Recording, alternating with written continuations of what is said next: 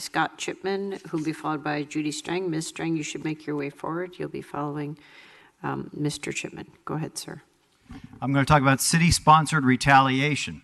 This is USHPA's expulsion letter from March 20th, 2015. In their letter, they say, "Dear Mr. Kozuski, the Board of Directors has determined you should be expelled basically because the member has engaged in conduct materially and seriously prejudicial to the purposes and interests of USHPA.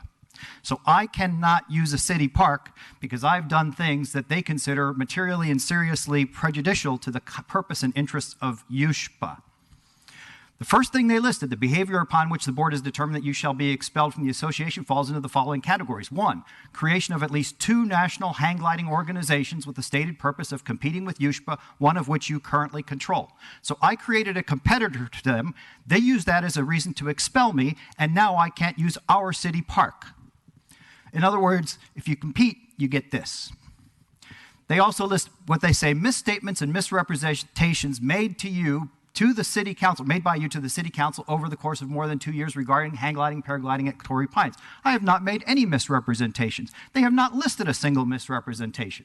They go on to say misstatements and misrepresentations again to the city council, to the fact that anything I do is sanctioned by USHPA. Have I ever said I'm sanctioned by USHPA? You guys have heard me for 10 years, some of you. Well, 7 years. Misrepresentation of the City Council on March 10th. This is the only specific they give. Those pictures resulted in a change to the United States Hang Gliding and Paragliding Association's SOPs that basically say you have to wear a helmet when you're hooked into a glider. You may remember this picture. I was actually arrested this day for taking a picture of Gabriel Jeb kiting without a glider. This is a letter from the USHPA president less than 30 days later. Bob, you should be pleased to know, earlier this week, the EC voted to amend the safety requirements in SOP 1205 to require members to wear a helmet whenever they're hooked into their glider. They wrote that to me.